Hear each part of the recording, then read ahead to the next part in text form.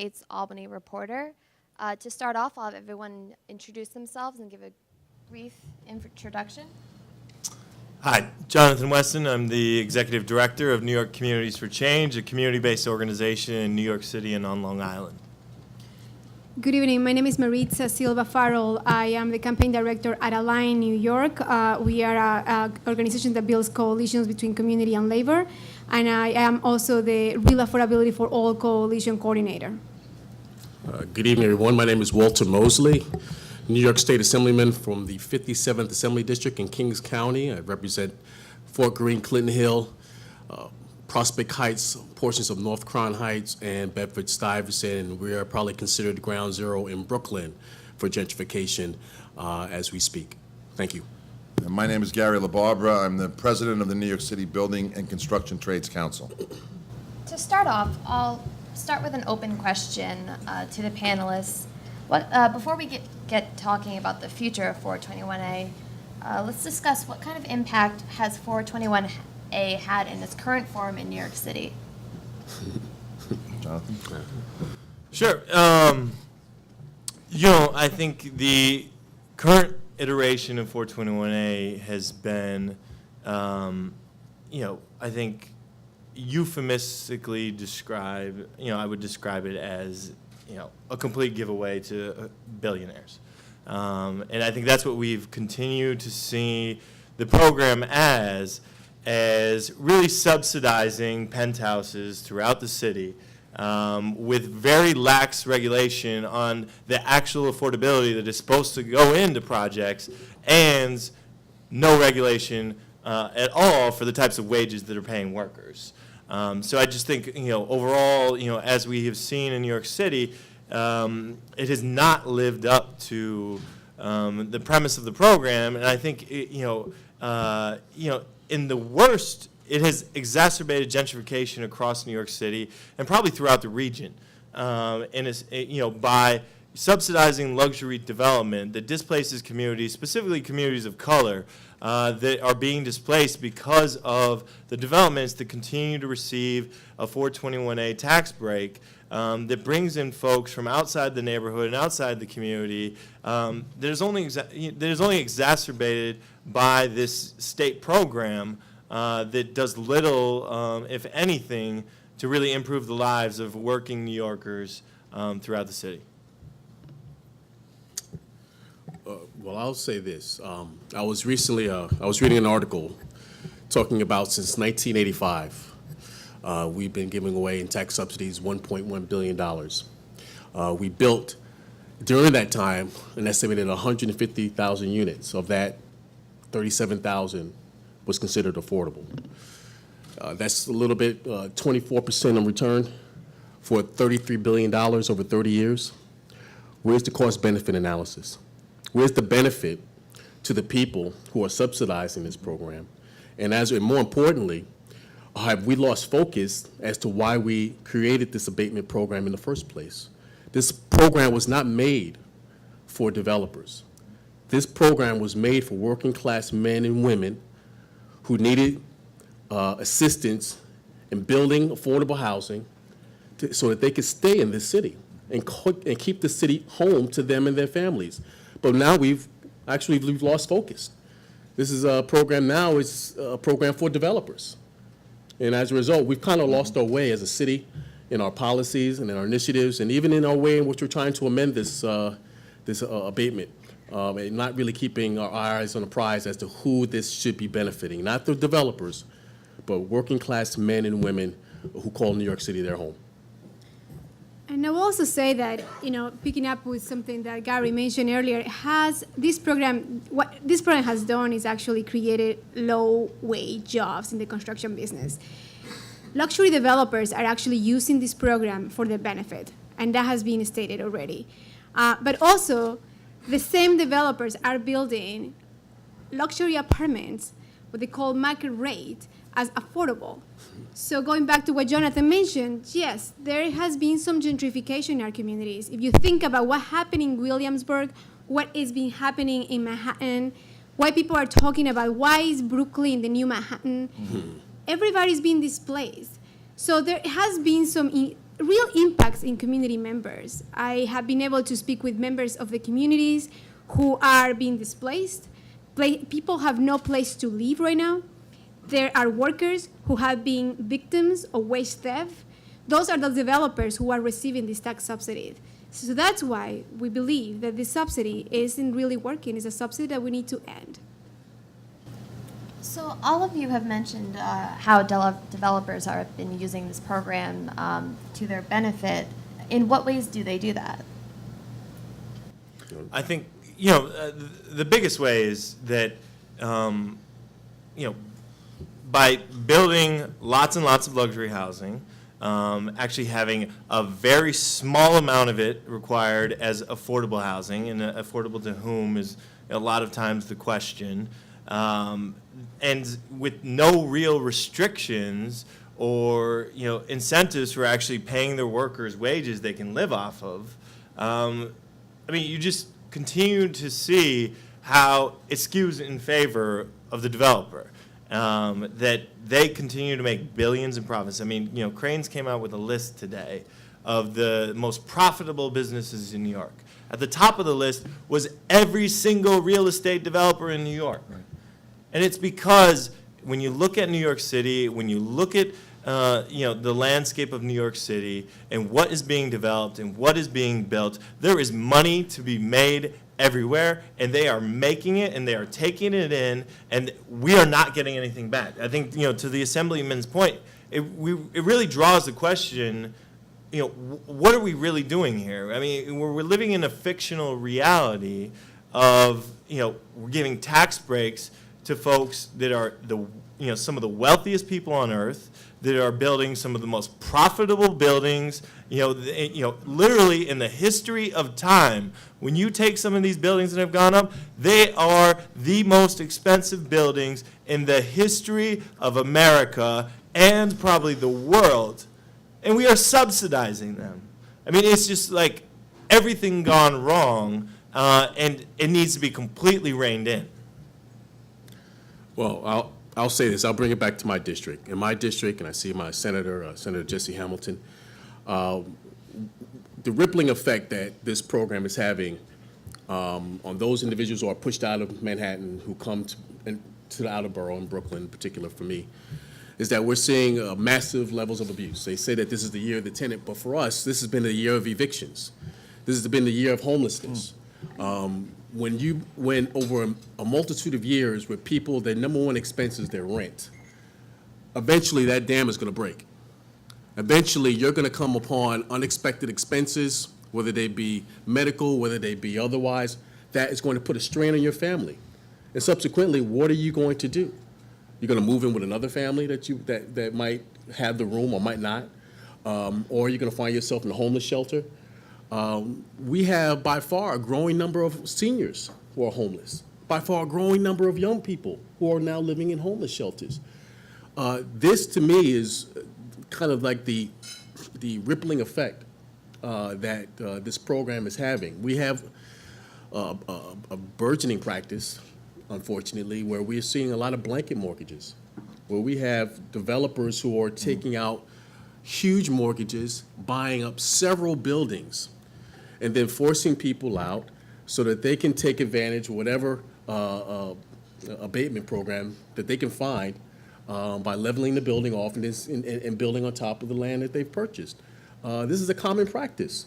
And unfortunately, in our district, we've seen it all too often, and it's probably by far one of the biggest issues that come across my desk and my staff's desk on each and every day. I'd like to just, add to that. I think some of the comments that have already been made are very accurate. And ultimately, the original intention of 421A was actually to stimulate growth because there was a need for housing, in particular with affordable housing. And I can't underscore the comments that have been made already that this program has really gone askew and has really become a program where the developers are really benefiting more than the residents or tenants because, in fact, the amount of affordable housing that should have been built was not built, and that's why we face this incredible income affordable, this crisis with affordable housing. And again, essentially, some developers are using the 421A, not only, are they getting that abatement, they're getting a tax break, they're underpaying, or they're paying their workers low wages, so their profit margins are larger, obviously. So, I mean, to me, where do you draw the line? Where is enough enough? And the reality is that, outside of the affordable housing crisis, the other great social crisis, and it's no different in New York City, is income inequality. And so, so what we're going to continue to perpetuate is developers taking advantages of over $1 billion a year in subsidies, paying workers, $12, $13, $14 an hour, no benefits, none of that. And ultimately, if you think about that, the workers that are building the affordable housing can't afford to live in the affordable housing, but yet the developers, not only do they make enormous profits, they also get these subsidies, which is just more and more. So it is 421A is clearly broken and needs reform. So on that note, since everyone I think at this table agrees it's broken, what reforms would you like to see? Well, I'll just jump in and then I'll defer. I don't want to dominate the conversation. We've already pointed out one of our key reforms. And I want to just mention one thing, which is important to recognize this panel.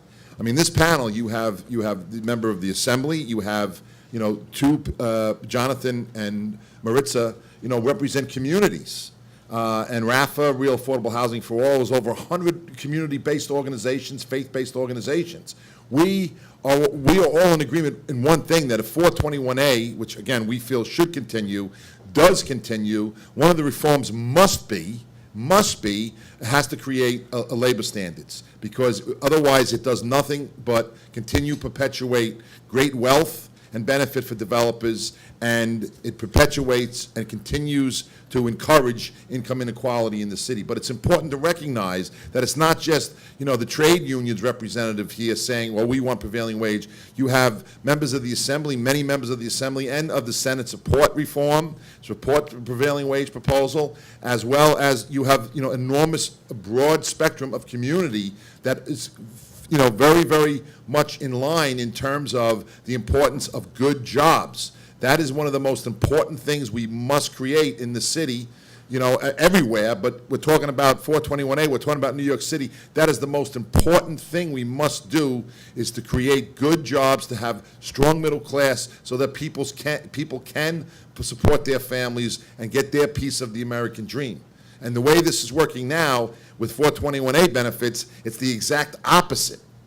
And that's all I'll say for a while. I would just add to this. It just only makes sense, right? Like, if there is revenue that should be coming to our city, there are taxpayers' money. Like, we all pay taxes, right? Like, this is revenue that the city should be using to create real affordable housing. This is revenue that the city should be using to create real career jobs, right? So if we think about how much money our city is actually losing right now, and if we talked about the example that Gary mentioned earlier, is over $1 billion that can easily be allocated to create those jobs, union jobs, to make sure that there is linkage between the subsidies and the jobs and the real affordable housing. It's only logic, right? Like, this is the taxpayers' money that should be going into the right things into our community. And we don't see that happening right now. We want to make sure that any type of reform, and when you asked earlier what kind of reform do we want to see, the reforms need to be connected to union jobs, need to be connected to affordable housing. If we cannot have that, then we should be ending the subsidy that is not actually doing the best for our communities. Well, I'll say this. It's not like it can't be done. Prevailing wages help build Mitchell-Lama housing. Prevailing wages help build NYCHA housing. Right. So now, all of a sudden, why not in 2015? We find it all too hard and too difficult to say that it can do the same now.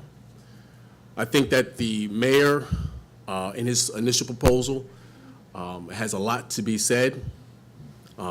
We in the Assembly, and those of us who sit in the Housing Committee, including myself, we have our individual conversations, and we've met with Commissioner Vicky Bean, and we were quite clear. We didn't want to see a slideshow. We didn't want to see anything. We just wanted to let you know that this is not acceptable. I think she took that message back to City Hall.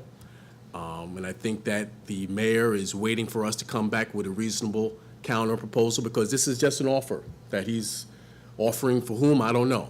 You can speculate. But ultimately, it's up to us as trustees of the state, whether in the Senate or in the Assembly, to remain steadfast in saying that this can be done. It's not like it's never been done before.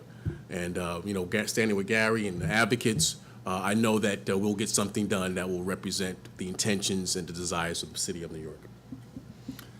I mean, I think as far as reforms, I think it's pretty easy to say that we're giving away $1 billion.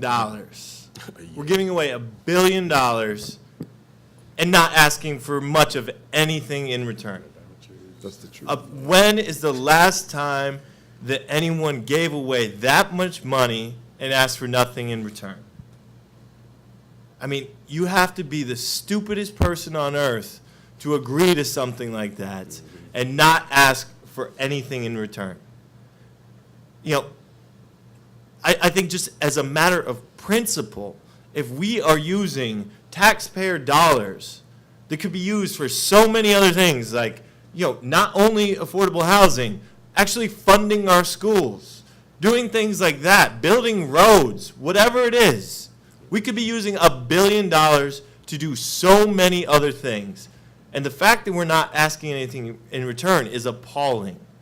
And I think the number one thing that has to go along with giving away any public money is making sure that the workers that are actually having to do the work have some standard of living. That's right. That's the truth. And right now, there's none.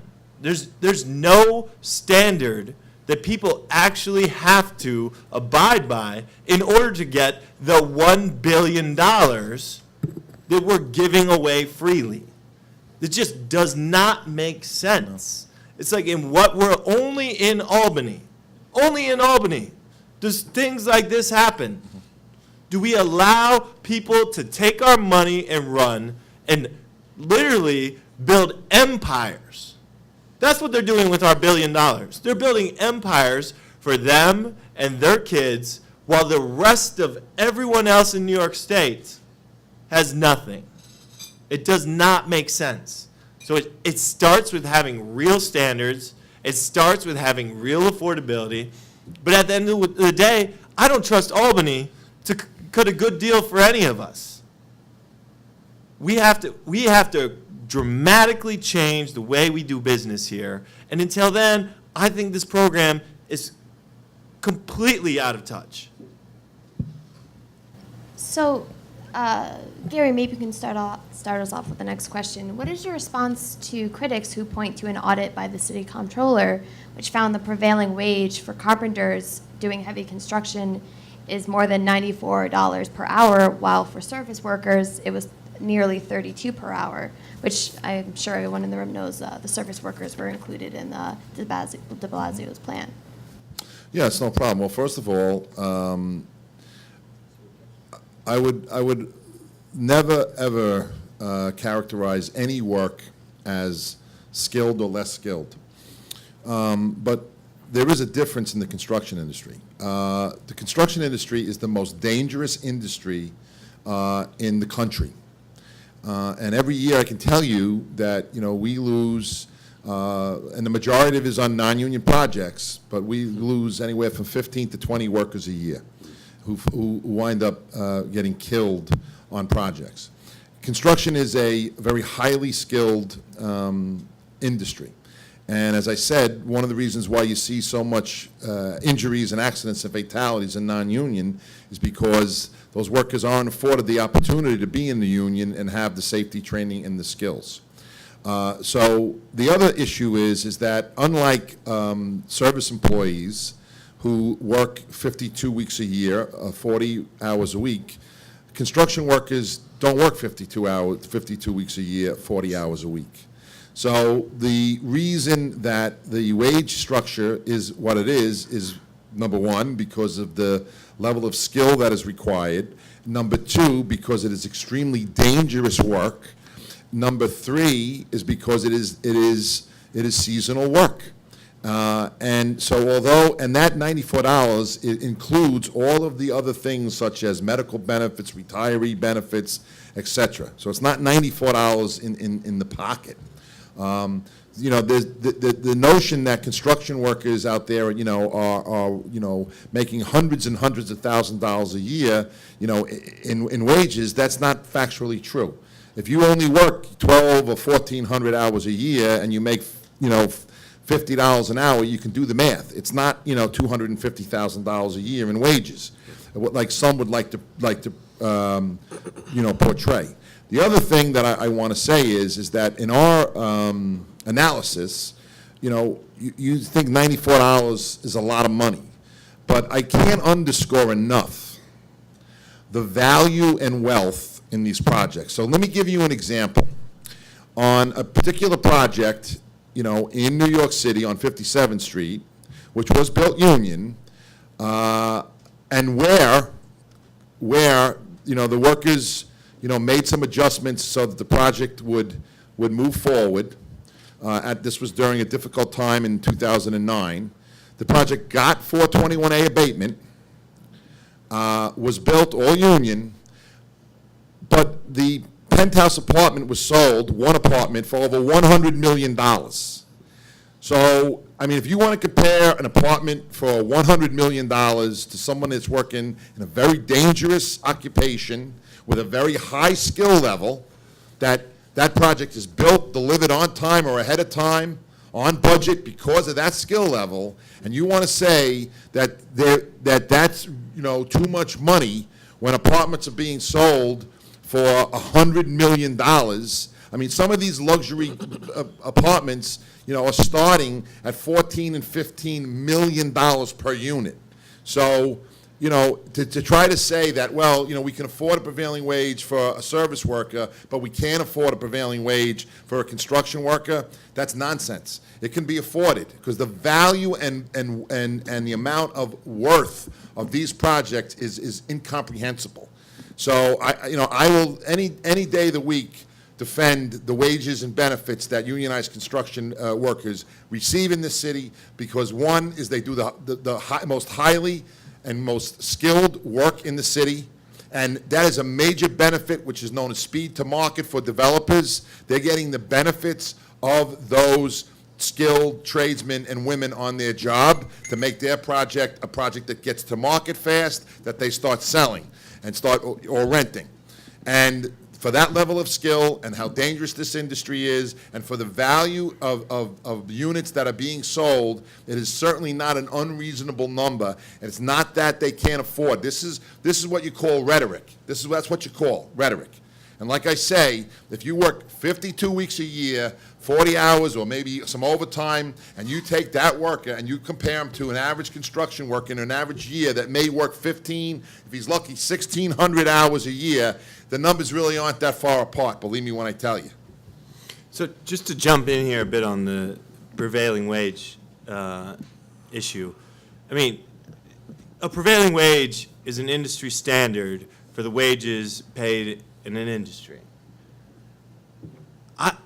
It boggles my mind why some of the wealthiest people on earth would attack an industry standard wage in such a way, you know, that, you know, only serves their own purposes. I mean, in terms of an industry standard, why don't we actually look at something like an investment banker, where the industry standard is $500,000 to $1 million a year? That's the industry standard. But for some reason, doing backbreaking work in the construction industry, it's not okay for people to make a living wage. It's not okay for people to be able to feed their families and put their kids through college. But for some of these other jobs, it's okay for people to make anything they want. But then they want to come and attack workers. And I think that's the counterintuitive notion of the way an industry full of billionaires wants to come back and attack workers for making wages that they can raise families off of. You know, we organize workers in the fast food industry where the industry standard was minimum wage, $7.25 when we started organizing. We are pushing the industry standard up to $15 an hour, and we will continue pushing it further.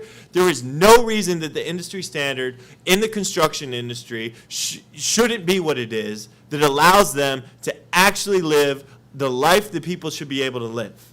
And I think it is a completely false narrative that's perpetuated by a set of folks that make billions of dollars doing what they're doing.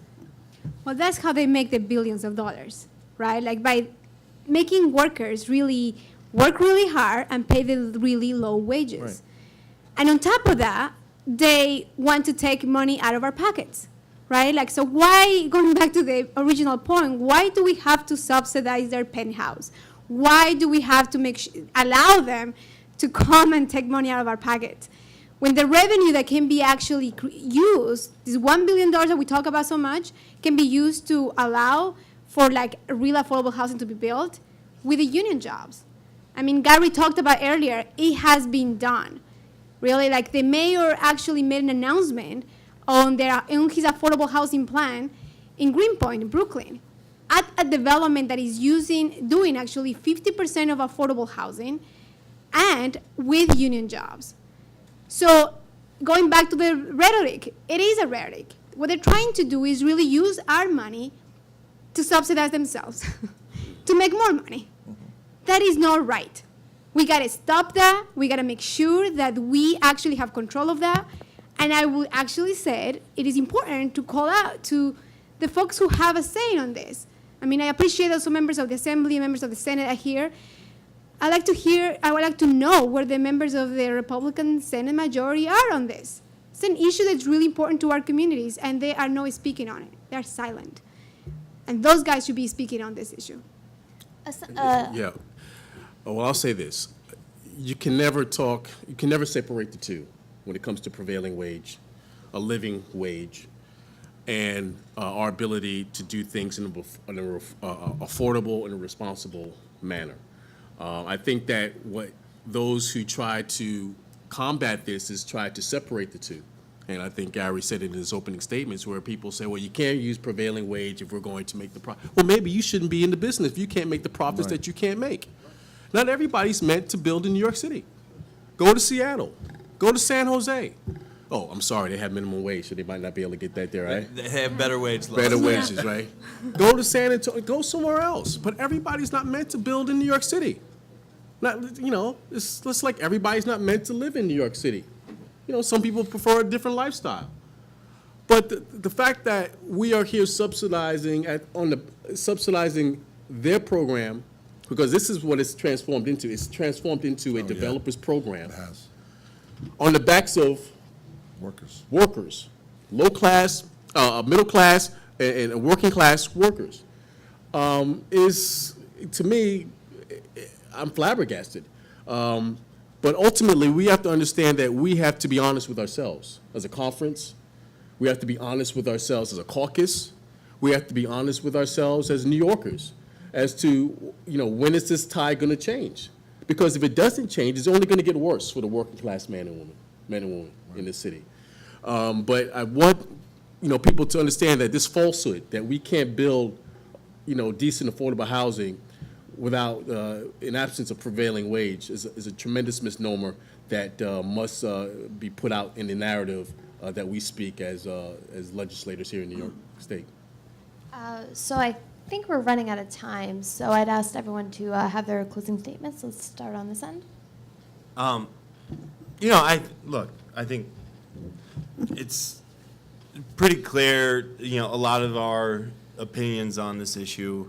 And the main thing I would just add to everything that has been said is that not only has this been a complete giveaway to some of the wealthiest people on earth, it has been the leading cause of the biggest issues in Albany right now, of, you know, mass corruption by a lot of folks that are walking these halls, that are figuring out how they can carve out more tax breaks for various developers that continue to make billions and billions of dollars through what feels like a very rigged program.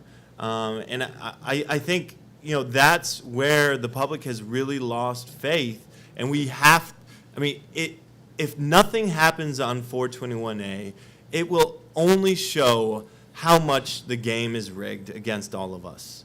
And I think it would be the worst message to New Yorkers to have nothing happen and create real reforms into a program that has completely gone awry if folks don't change it. And I think it would be shame on all of us if that doesn't happen.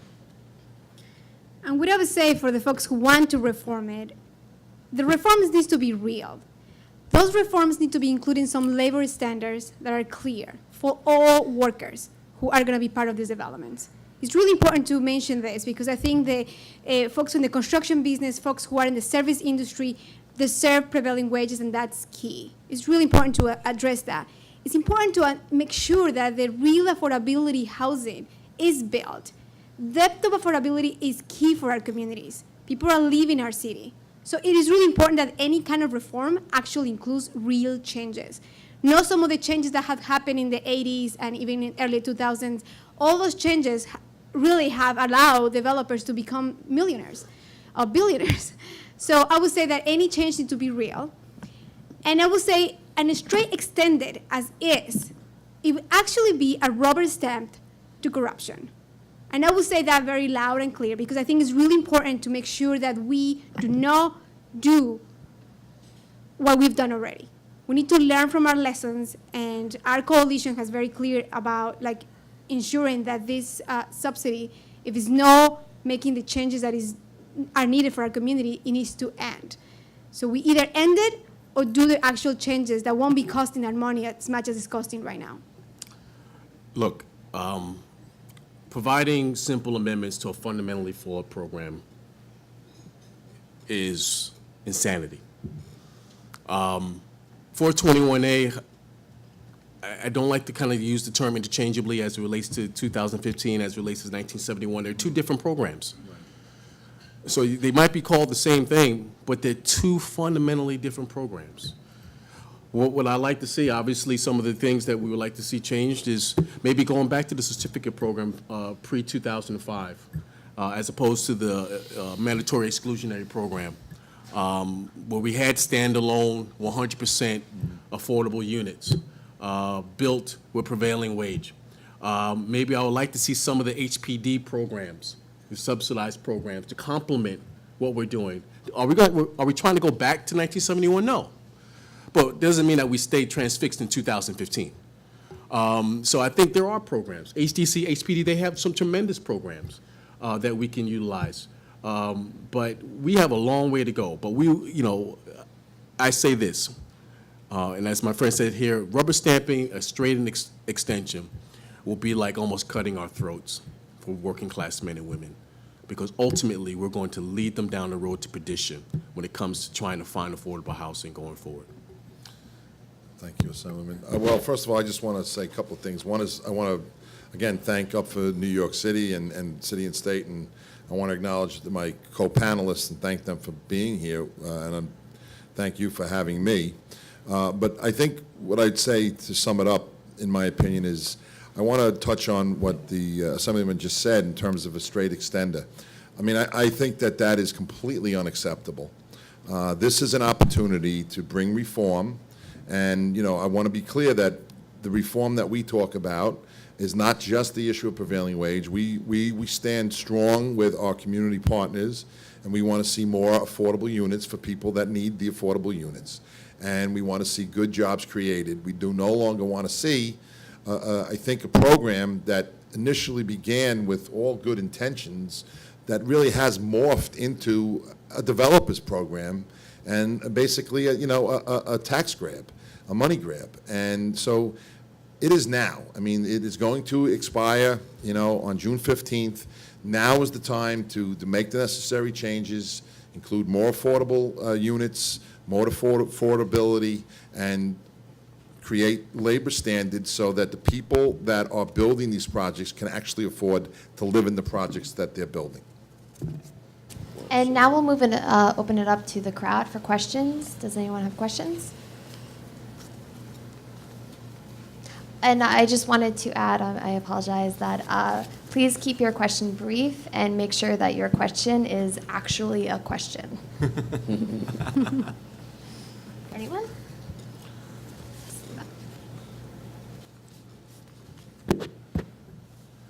Hi, my name is Wanda Williams. I'm from DC 37.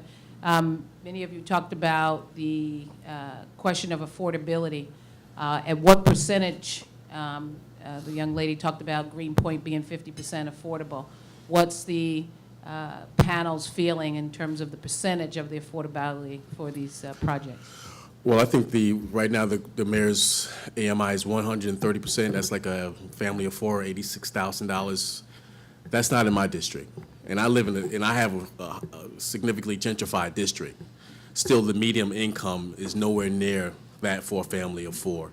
Obviously, we would like to lower that significantly, but again, that's a proposal he made, and it's up for negotiation between the mayor and the Democratic Conference. But we also need the governor to weigh in on this. But ultimately, we don't think that the 130% AMI for a family of four is credible or realistic. We do think that at least 50% of the AMI is what is more realistic for our communities. That should be like the list. Yes, that's what our communities are right now. Look, for us, affordability is, being affordable to folks living on minimum wage, that we work with every day, fast food workers, low-wage workers, and, Wanda, DC 37 members. I mean, folks cannot afford even the 60% AMI that they're talking about as affordable. We have to reach lower, and that includes going to 30% AMI and below, reaching folks that are making $15,000, $20,000, $30,000, living at the edges of poverty. And, right now, nothing out there is getting to it. Which is, why I continue to believe that, this program is, really fatally flawed.